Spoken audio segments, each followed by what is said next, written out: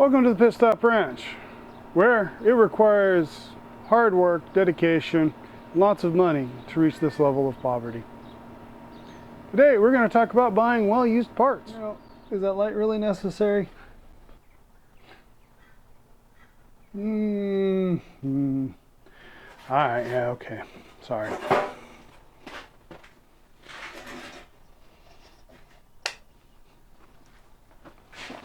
Anyways, so let me get this right.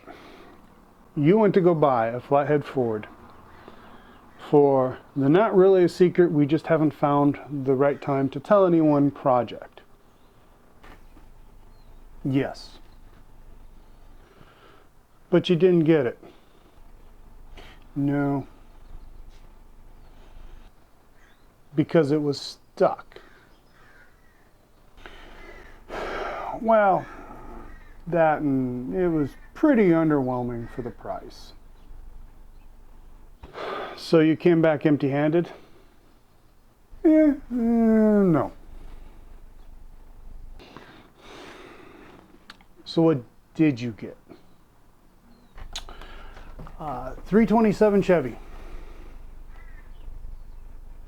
You got a 327 Chevy, not a flathead Ford. It is a 40 overbore and has a Chevy 350 crank. But isn't that make it just a Chevy 350 with a 40 overbore?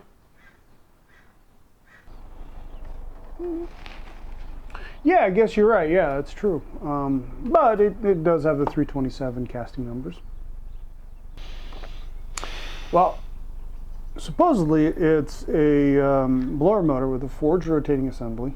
It came with camel hump heads, not attached, a single plane intake manifold, and attached is a large capacity circle track oil pan. So instead of buying the flathead Ford that we had plans for, you got a complete vintage racing small block Chevy.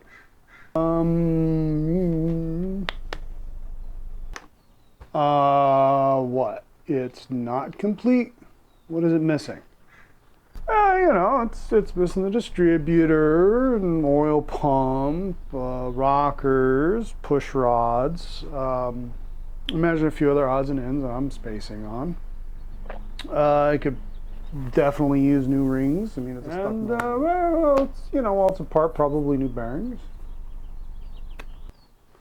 While it's apart, anything else?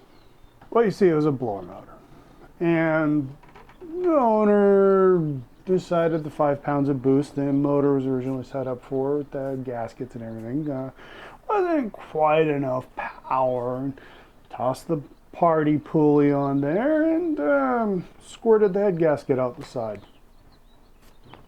So, in disgust, it sat in the corner a couple of years there with water and over the cylinders. Well, I mean, the engine's stuck. There's pitting in the cylinder walls there in the 2 cylinders, and so I mean that would have to be dealt with. But so you didn't get the stuck flathead, you got the stuck small block Chevy.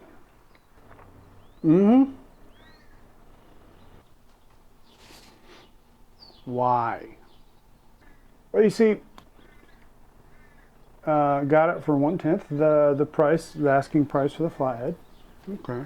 It comes with a forged rotating assembly. Okay. Camel hump head, single plane intake manifold, as I already said, and a racing water pump, high-end, very expensive racing water pump. So,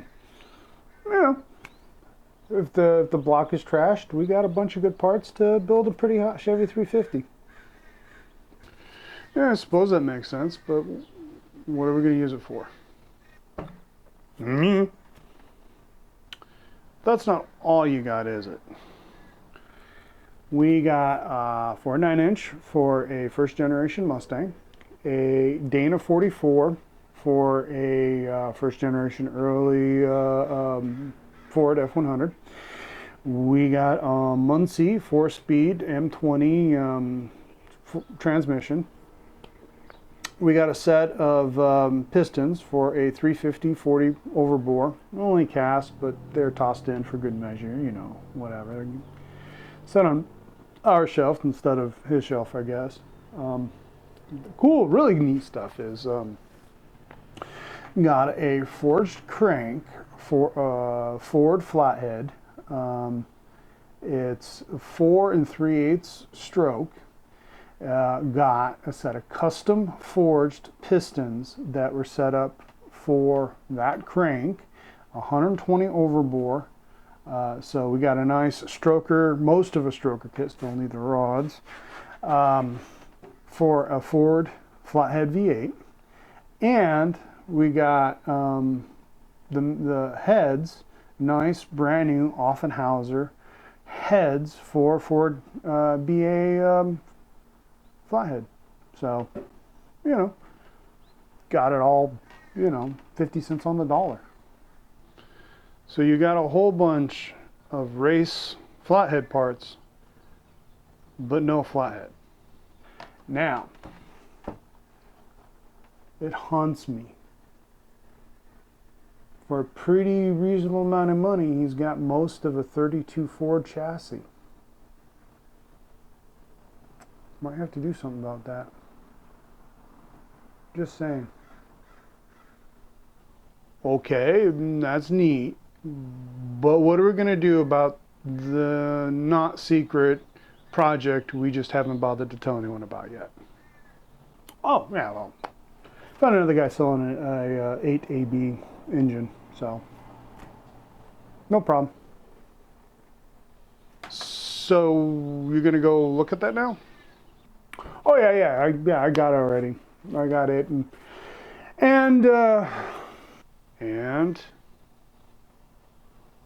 what's this and?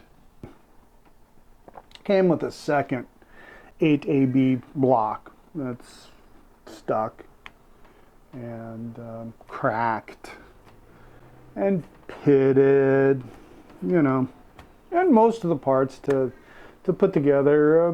3 late flathead Fords, mostly, original parts. So to recap, you went to go buy one engine, but instead you bought 3 and a whole mess of other parts, correct? Now what are you going to do with the stuck flathead if you can't fix it?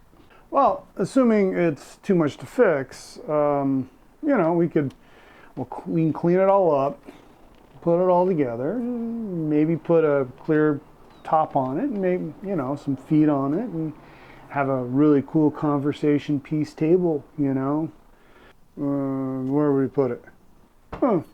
Living room, of course. That's a good place for it. Yeah, that'd be pretty cool. And there you go. We are professionals, just not at this. So, if you would, go ahead and leave a comment below and tell us about your scrounging misadventures and whether or not you've ever come home with something you didn't plan on. And, as always, if you haven't done so already, please like and subscribe.